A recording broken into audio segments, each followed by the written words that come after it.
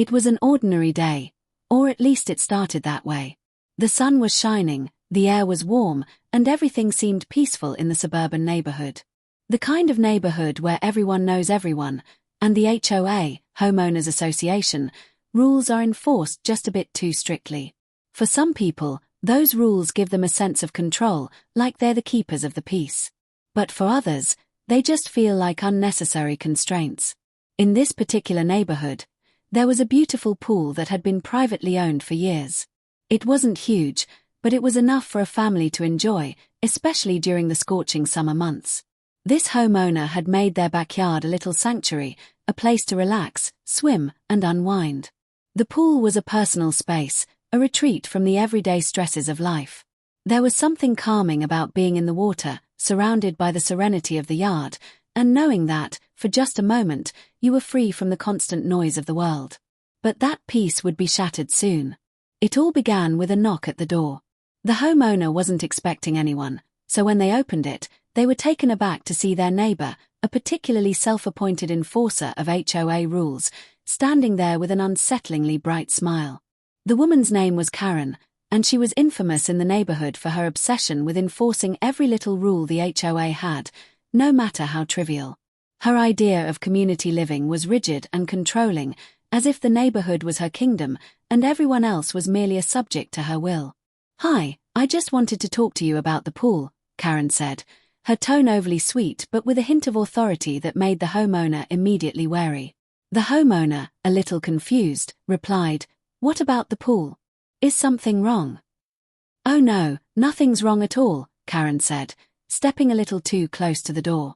"I just wanted to let you know that I've decided the pool should be considered community property. It would be a shame to let it sit unused when there are so many people in the neighborhood who could benefit from it." The homeowner stood there, trying to process what they had just heard. "What do you mean, community property?" Karen's eyes sparkled with what can only be described as a sense of righteousness. "I'm just saying, the HOA would love to see the pool opened up to all the neighbors. It's not fair for one person to have such a beautiful resource all to themselves. It's time for the community to benefit from it." The homeowner's mind raced. The pool had always been private. There was no rule that stated it should be open to anyone other than the owner's family and guests. But Karen was determined. She continued, explaining how the HOA would back her up, how it was all about creating community spaces, and how it wasn't fair for one family to enjoy such an amenity alone. The homeowner, still trying to keep their cool, tried to explain that the pool was not a community resource. It was private property, and they weren't obligated to open it to everyone. But Karen wasn't having it. She pushed harder, demanding that the homeowner consider the benefits of sharing the pool with the entire neighborhood. As the conversation escalated, the homeowner began to feel a knot in their stomach. How had things gone so far off the rails? Why was this woman, who was supposed to be a neighbor, trying to claim control over something so personal? The conversation was quickly turning into a heated exchange. Karen's tone shifted from friendly to condescending. "You're being selfish. The HOA could step in and take action if you refuse to cooperate. You don't want to make this harder on yourself, do you?" The homeowner felt their heart rate increase. They had heard of Karen before, stories of her attempting to force her will on others, bending the HOA's rules to suit her own desires, but they never thought it would happen to them. This wasn't just about a pool anymore. This was about control, about someone thinking they could dictate what another person did with their property. And the worst part, Karen was calling in the HOA for backup, threatening to turn a simple disagreement into a full-blown battle. The more the homeowner tried to reason with her, the more Karen dug in her heels, refusing to back down. Finally, in a dramatic and unnecessary move, Karen pulled out her phone. She dialed the number and, in a huff, explained the situation to someone on the other end, demanding that the HOA step in immediately to enforce her idea of fairness. It was a ridiculous overreaction, but Karen was so set on her idea of what the neighborhood should look like that she wasn't going to stop. The homeowner stood there, frozen, feeling like their peaceful existence was slipping away, all because one person felt entitled to make demands on something that wasn't hers. They didn't know it yet, but this would only be the beginning of a far more complicated and frustrating ordeal, one that would involve not just the HOA, but the police, too. The homeowner stood there, watching Karen make her phone call, feeling the weight of the situation pressing down on them. Karen had already started the process, and there was no turning back now. The homeowner, still in shock, tried to collect their thoughts. This wasn't happening, right? It felt surreal. The idea that someone could simply waltz onto your property and declare it community property was insane. But Karen wasn't done yet. No, this was just the beginning. As Karen finished her phone call, she turned back to the homeowner, her smile as wide as ever, but now there was a smugness to it, like she had already won. "I've let the HOA know, and they're on their way. You're going to regret this. You could have avoided all of this, but now, well, now it's out of your hands." The homeowner stood there, mouth agape, struggling to process everything happening so quickly. "This doesn't make any sense. You can't just declare my property community property," they said, trying to remain calm. Karen, however, wasn't listening. "You'll see. Once the HOA gets involved, you'll understand. It's for the good of the community. Don't worry, though, they'll work with you to make sure you're properly compensated for the inconvenience." The homeowner's blood began to boil. The idea that Karen was playing the community card, using it as a tool to control someone's private space, was maddening. The pool wasn't just a place to swim, it was a personal escape. It was where the homeowner and their family made memories. It wasn't for anyone else, no matter what Karen said. A few minutes later, the sound of sirens began to echo down the street, and the homeowner's heart skipped a beat. This was real. The police were on their way. Karen had taken it that far, and there was no way out of this now. As the sirens grew louder, the homeowner stepped out of the front door and into the driveway, trying to keep their cool as the anxiety began to rise. This wasn't how it was supposed to go. A conversation. A simple, rational conversation. That was all it should have been. Karen, clearly excited by the impending drama, stood near the front gate, tapping her foot impatiently. "Don't worry. The police will sort this all out. It'll be easy. You'll see." Her confidence was unnerving. She believed every word she was saying, no doubt. The homeowner wanted to scream, to tell her how ridiculous this was, but they held it in. There had to be a better way to handle this. Within moments, a squad car rolled up to the house, and the officer stepped out. The homeowner could see the confusion in the officer's eyes as he took in the scene. He looked from the Karen to the homeowner and back to Karen, clearly trying to make sense of what was going on. Karen wasted no time. She was already speaking, explaining the situation, making it seem like the homeowner was somehow breaking some unwritten rule, refusing to allow the community to use the pool. The officer raised an eyebrow. The pool is on private property, correct?" "Of course it is," Karen answered quickly, not missing a beat. "But that doesn't mean it's for private use only. It should be shared for the benefit of the whole neighborhood. I've spoken to the HOA, and they agree." The officer looked at the homeowner now, clearly searching for their side of the story. The homeowner took a deep breath. "Officer, the pool is private. It's on my property, and I've never once been told I need to open it up to anyone else. This woman," the homeowner gestured to Karen, "is trying to force me to let others use it. She's even called the police to back her up, even though there's no legal reason to make the pool community property." The officer stood still, clearly trying to assess the situation. There was a long pause. It seemed like the officer was waiting for Karen to say something else, but when she didn't, he turned to her. I'm going to be clear. There's nothing illegal about you wanting the pool to be available for community use, but the pool is private property. The homeowner is within their rights to deny you and anyone else access to it. There's no legal basis for you to make that demand." Karen's face turned red, but she didn't back down. "But the HOA," she started to protest. "The HOA can't change the fact that this is private property," the officer interrupted. "I'll make sure they're aware of the situation, but there's no need to involve law enforcement over this." Karen, seething now, tried to argue one last time, but the officer had already made it clear the homeowner was in the right. The officer said, turning to Karen, "You need to leave the homeowner's property. There's no reason for this to escalate further." It was finally over. The HOA Karen, defeated but not willing to admit defeat, stormed off the property, muttering angrily. The homeowner, now able to breathe a sigh of relief, couldn't help but feel a sense of vindication.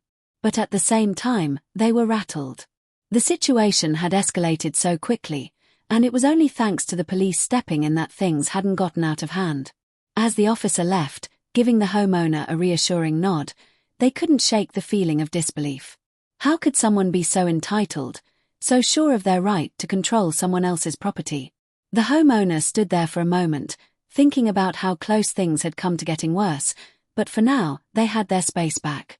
The homeowner watched Karen leave, her angry mutterings fading as she stormed down the street, but the feeling of tension didn't leave.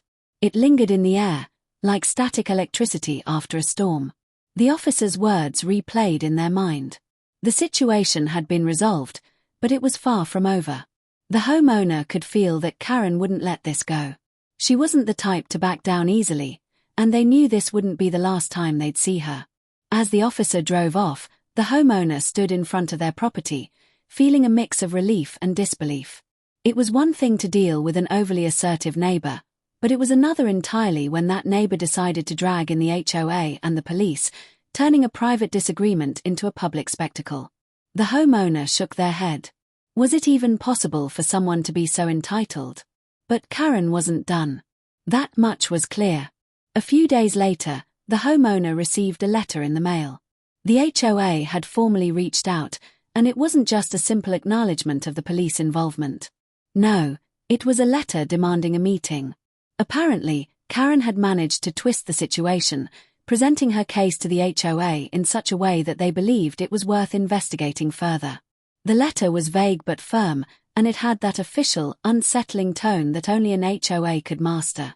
The homeowner felt a knot form in their stomach. Here we go again.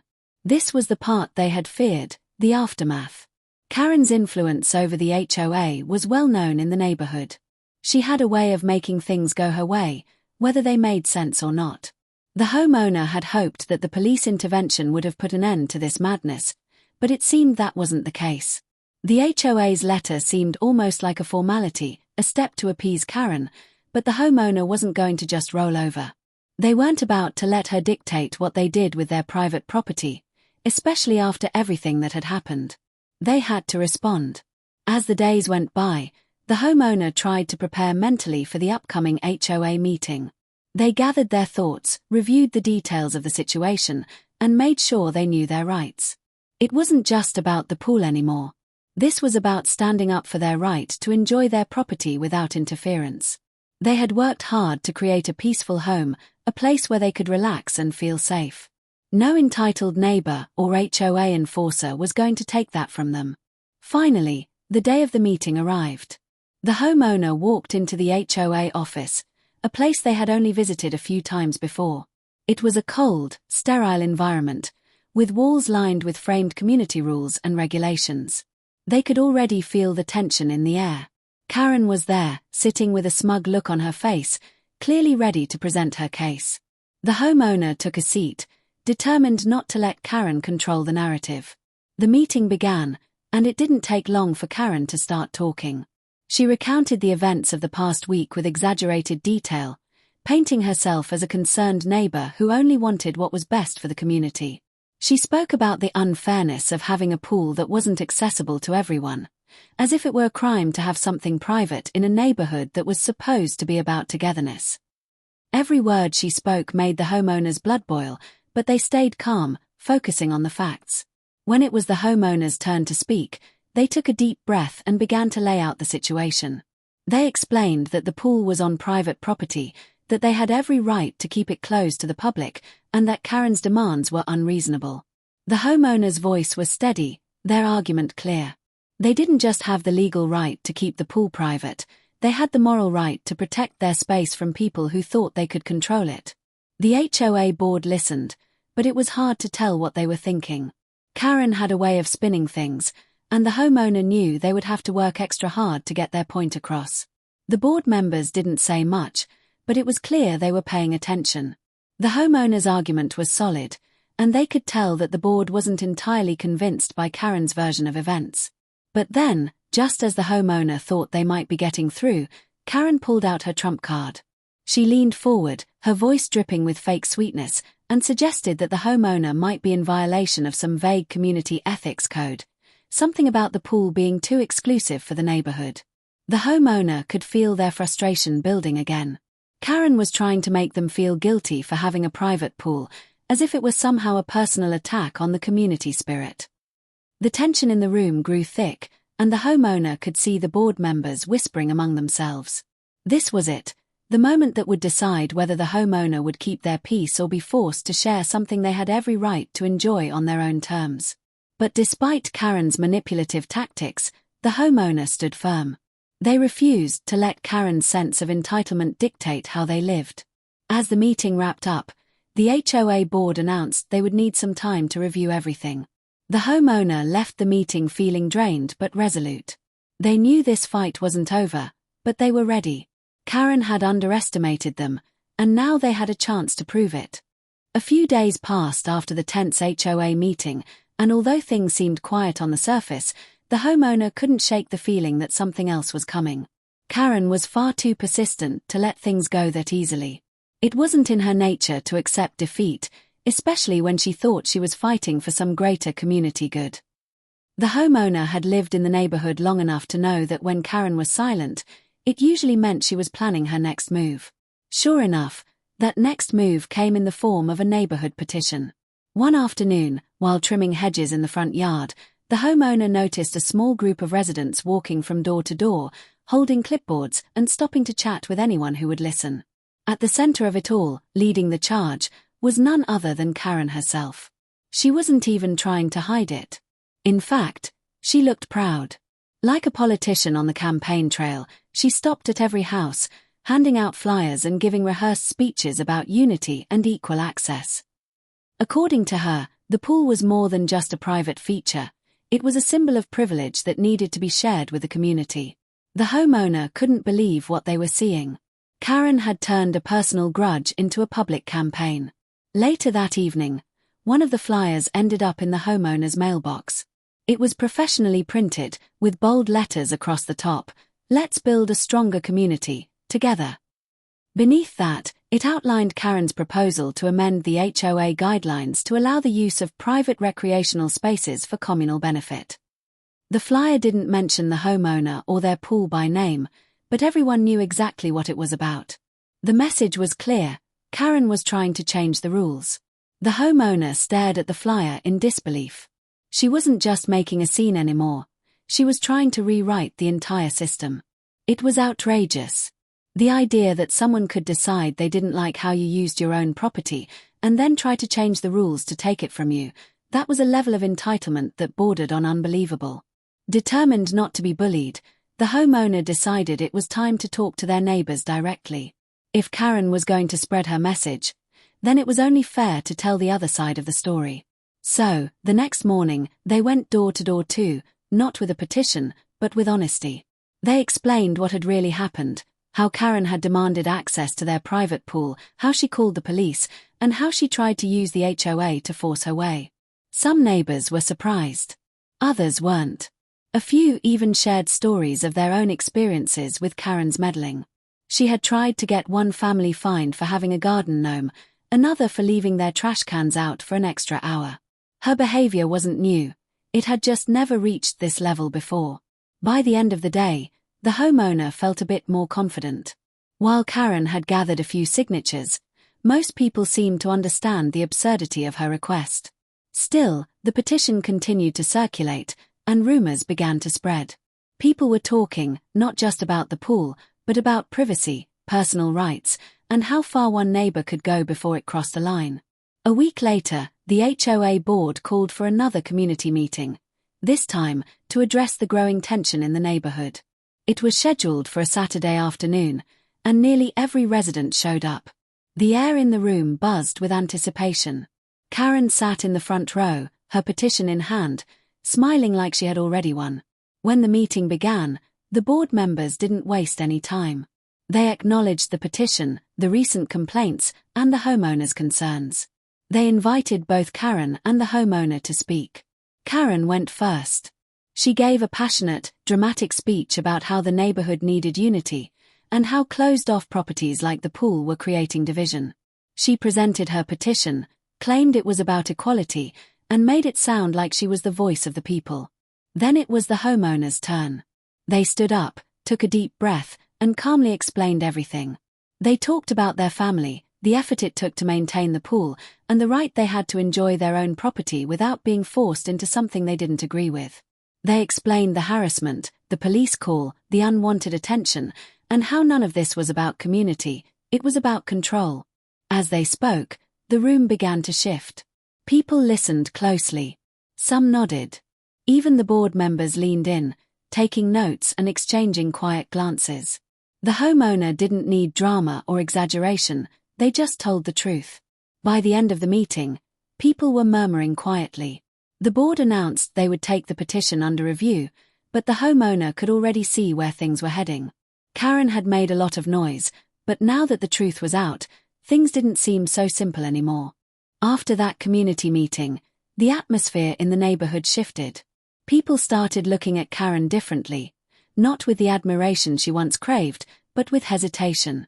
You could feel it in the air, in the way conversations paused when she walked by, in the polite but distant greetings. For the homeowner, it was a strange kind of relief. The support was unspoken, but it was there. Neighbors who hadn't even looked their way before were now waving, asking how things were going, even offering help if it came to that. Still, the situation wasn't over. The HOA board said they needed time to review the petition, and Karen, of course, wasn't giving up. She doubled down. More flyers showed up, this time with new claims, some even saying the homeowner was excluding the community and damaging neighborhood morale. It was ridiculous, but to anyone who didn't know the full story, it might have sounded like a real issue. The homeowner kept their cool, but inside, it was wearing on them. They had never signed up for this drama. They just wanted to live in peace, enjoy the home they worked hard for, and stay out of conflicts like this. But Karen had made it personal, and now it felt like every day brought a new twist. One morning, the homeowner walked outside to find a group of neighborhood kids standing at their gate, peering in. They looked confused. One of them even looked nervous. When asked what they were doing, one of the older kids shrugged and said, "Karen told us we could come swim here today." That was it. The homeowner's frustration boiled over. Karen wasn't just pushing with HOA rules now. She was flat out lying to children, sending them onto someone else's property without permission. It was beyond invasive, it was dangerous. What if someone got hurt? What if something went wrong and it came back on the homeowner? They walked straight over to Karen's house, knocking firmly on her door. When she answered, she didn't look surprised. If anything, she looked smug. "Sending kids to my backyard now?" the homeowner asked, trying to keep their voice steady. Karen raised an eyebrow, clearly not bothered.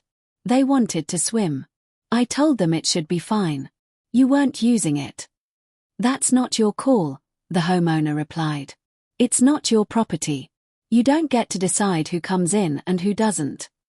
Karen smiled, tilting her head slightly. "It's only a matter of time before the HOA agrees with me." Back at home, the homeowner installed a new lock on the gate and put up a clear, bold sign that read, *** private property. No trespassing ***. It was something they'd hoped they'd never need, but now it was essential. Karen had crossed a line, and it wasn't just a nuisance anymore, it was a liability. That evening, another letter showed up, this one from the HOA again. It was an official notice. The petition had been reviewed, and a vote would be held the following week. Apparently, Karen had managed to gather enough signatures to bring her motion to a vote. The homeowner sat down at their kitchen table, letter in hand, heart racing. This was actually happening. They had 1 week to make sure their voice, and the truth, was heard. No more quietly hoping the situation would fade away. They had to be proactive, and that meant getting the neighborhood on their side. The next day, the homeowner printed their own flyers, this time with facts. No bold claims or emotional appeals, just the story, plain and clear. They explained what had happened, detailed how Karen had misled others, and emphasized the dangers of letting personal property be misused by people who had no respect for boundaries. They didn't ask for support, they simply told the truth and let the neighbors decide for themselves. Surprisingly, Many were supportive. Some even offered to speak at the meeting. Others said they'd seen through Karen's manipulation from the beginning but hadn't wanted to get involved. Now, though, they were starting to realize how serious the situation had become. It wasn't just about a pool. It was about control and the right to enjoy your own property without harassment. Karen, of course, kept pushing. She walked the neighborhood every evening like she was running a campaign, smiling at everyone, trying to regain support. But something had changed. People were polite, sure, but they weren't listening the same way anymore. They weren't buying the act. As the vote approached, the tension built again. The homeowner tried to stay calm, but every day brought a new level of anxiety. Would logic prevail, or would Karen's influence tip the scales? The night before the vote, the homeowner couldn't sleep. They kept replaying every moment of the past few weeks, wondering what else they could have done differently. But deep down, they knew they had stood their ground with integrity. That had to count for something. The day of the HOA vote finally arrived, and the tension in the neighborhood was almost visible. People walked a little slower, talked a little softer, like everyone knew something important was about to happen.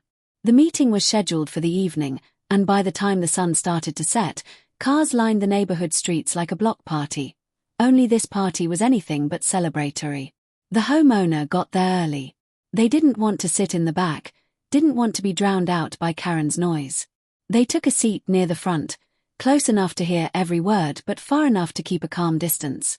Karen was already there, dressed sharply, her petition folder under her arm like it held the future of the entire community.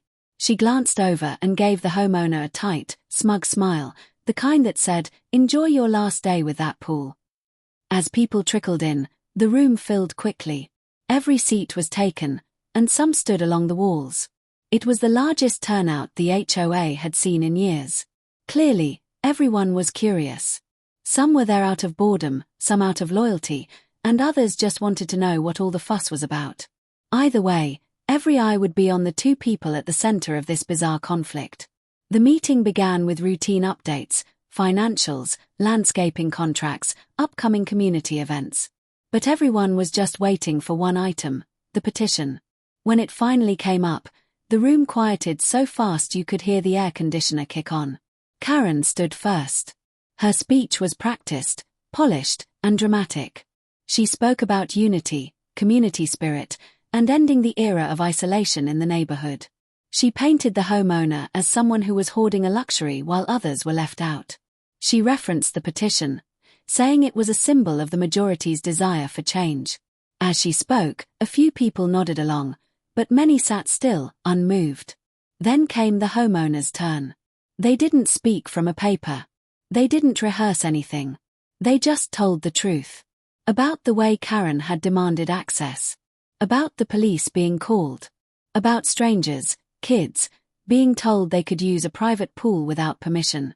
About how this wasn't about community, but about one person trying to control something that didn't belong to her. The homeowner looked around the room and asked a simple question. If this was your backyard, your pool, your peace, how would you feel if someone tried to take that away from you? The room was quiet for a moment. Then, someone in the back said, "Yeah." Another person murmured, "She's got a point." You could feel the shift. That subtle current of doubt, the kind that spreads without a word. The HOA president finally stood to announce how the vote would go. It would be simple, yes or no. Either the community would vote to begin the process of revising the bylaws to allow shared use of private recreational spaces, or they wouldn't. Everyone filled out their ballots. The slips were small, folded once and placed into a box near the front. No one knew what would happen. Karen looked confident. The homeowner sat quietly, gripping the edge of the chair, trying not to show any nerves.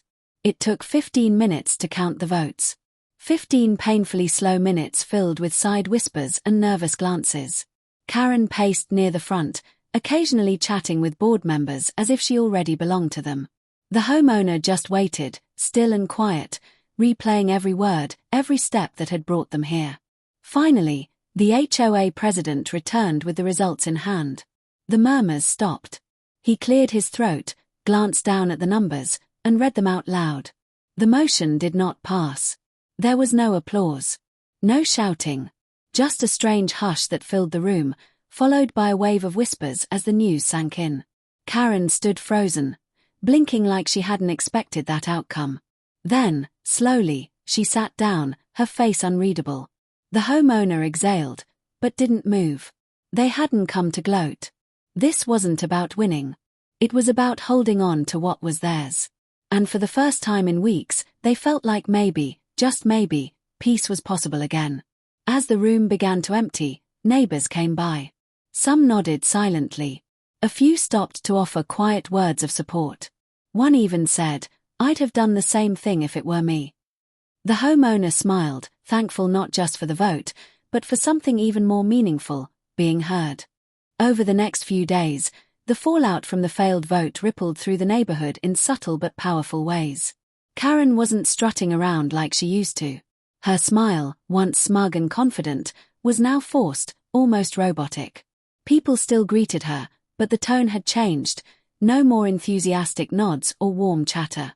Just tight-lipped smiles and quick eye contact, the kind you give when you're not sure what to say anymore. It became clear that her influence had taken a serious hit. The petition had backfired. What was meant to rally the community behind her cause had exposed just how far she was willing to go to get her way. People didn't like that. No one likes a neighbor who weaponizes the HOA. And even fewer enjoy being pulled into drama that started with something as simple as one person not being allowed to swim in someone else's pool. The homeowner, on the other hand, wasn't celebrating. They weren't about revenge or proving a point. All they wanted was to go back to normal life, quiet mornings, peaceful weekends, and the freedom to enjoy their own property without anyone watching from behind a curtain, waiting to pounce. But normal wouldn't come overnight. Karen had stirred things up, and now there was a residue of tension that lingered in every passing glance. Still, life pressed forward. The homeowner focused on their family, on their work, and on maintaining the home they'd built. The pool, once a symbol of conflict, became a place of peace again. Friends were invited over. Laughter returned. There was even a small barbecue one Saturday, not as a statement, but just to feel some sense of ease again. That weekend, something interesting happened. A family from down the street, people the homeowner had never really talked to before, stopped by. The father said, "We just wanted to say you handled all that with a lot of grace." His wife nodded in agreement, adding, "Most people would have lost it weeks ago." The homeowner smiled, genuinely grateful. Not for the compliment, but for the reminder that others had been watching and understood what was really going on. But even as things calmed down, Karen wasn't done completely. She kept her distance, but the small passive-aggressive behaviors returned. Complaints about noise, reports about the pool lights being too bright, even a mysterious note left in the mailbox about being a better neighbor.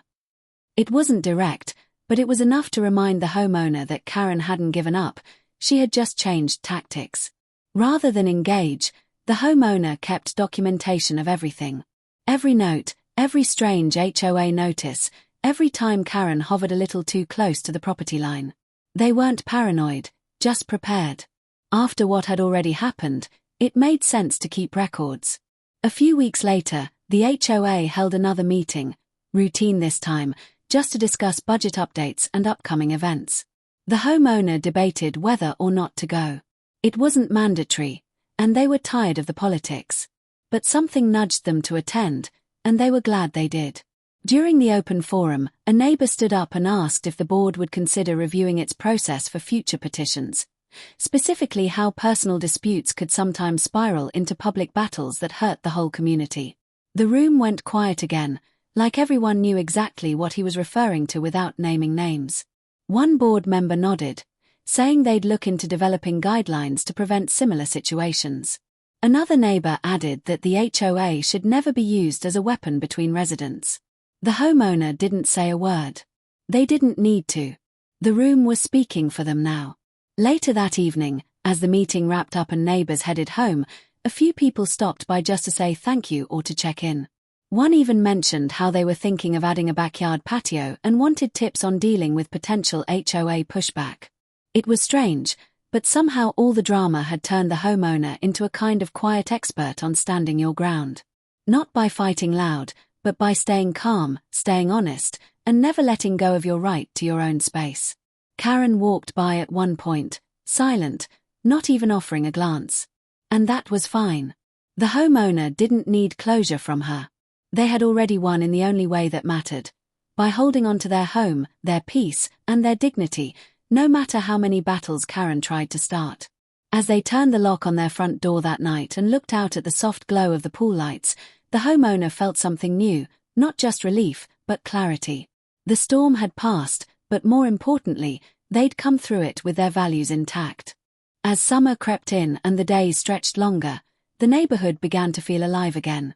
Kids rode their bikes up and down the streets, neighbors walked their dogs just after dinner, and weekend cookouts returned with the usual smells of burgers and laughter. It was everything the homeowner had wanted when they first moved in: peaceful, connected, simple. But the shadows of the past few months still lingered in the corners, even if most people tried to pretend they didn't.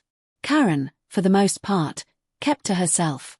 Her daily walks had shortened, her smile had faded, and her clipboard, once her favorite accessory, was nowhere to be seen. Something about the way people looked at her had changed. Where there used to be curiosity or admiration, now there was hesitation. Even the kids seemed to steer clear of her yard, as if they could sense what had gone on. The homeowner noticed these small shifts, but they didn't celebrate them. They weren't trying to win. They just wanted normal, and this was the closest they'd been to it in months. Still, the experience had changed them. They were more aware now, more observant, and definitely more cautious. Then came the strange delivery. It was a regular weekday morning. The homeowner was sipping coffee by the window when a white van pulled up and a man in a uniform carried a large, sealed envelope to the door. No return address, no markings. Just a name and an HOA letterhead. They opened it slowly, half expecting some last-ditch stunt from Karen. Inside was a letter from the HOA board, but this one felt different. It was a notice that a formal review of the association's bylaw enforcement policies had officially begun. The board was calling for feedback from homeowners about past issues with how the rules had been applied or misused. They weren't subtle about the reason either. The letter specifically mentioned concerns raised by multiple residents about misuse of HOA authority for personal disputes. The homeowner sat down, reading it again just to be sure. This wasn't just about their situation. It was a wider ripple.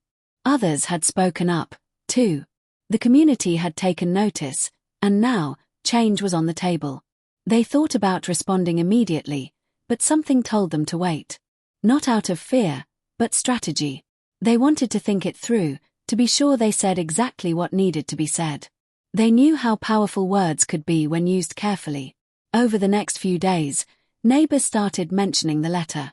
One older man who walked his dog every morning said, "About time, huh?" Another woman across the street came over with coffee and asked if the homeowner was planning to submit a statement. It seemed like everyone wanted something better but hadn't known how to ask for it until now. One evening, the homeowner sat down with a blank sheet of paper. They didn't rant or vent. Instead, they recounted what had happened. They described the fear of losing control over their own property, the stress of being misrepresented, and the frustration of being pulled into conflict when all they'd done was maintain a private pool. But they also included the good, the neighbors who had spoken up, the moments of quiet support, the lessons learned about what really makes a community work.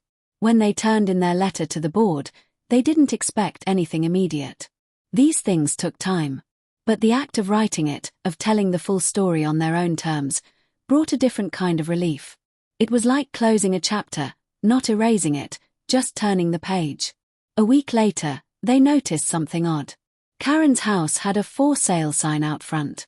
It was discreet, tucked near the bushes, but unmistakable. No announcement. No goodbye. Just the quiet appearance of a real estate sign like any other. Some neighbors noticed too, but no one said much. If anything, the silence said more than words could. The homeowner didn't know why Karen was leaving. Maybe the vote had embarrassed her. Maybe the pushback from neighbors had finally caught up. Or maybe she just didn't like living somewhere where people had stopped listening to her. Whatever the reason, it didn't matter. What mattered was that the storm she stirred had started a conversation that reached beyond just one house. That weekend, the homeowner hosted another small get-together, nothing fancy, just a few families, some grilled food, and laughter echoing off the backyard walls. The pool shimmered under the string lights, calm and clear. People joked about how quiet things had gotten lately. Someone even asked when the next HOA meeting was, not out of dread, but genuine interest. It was subtle, but you could feel it. Things were finally shifting. Not because of the drama, but because of the way people responded to it. They didn't divide. They didn't escalate. They chose to listen, to show up, and to push for something better.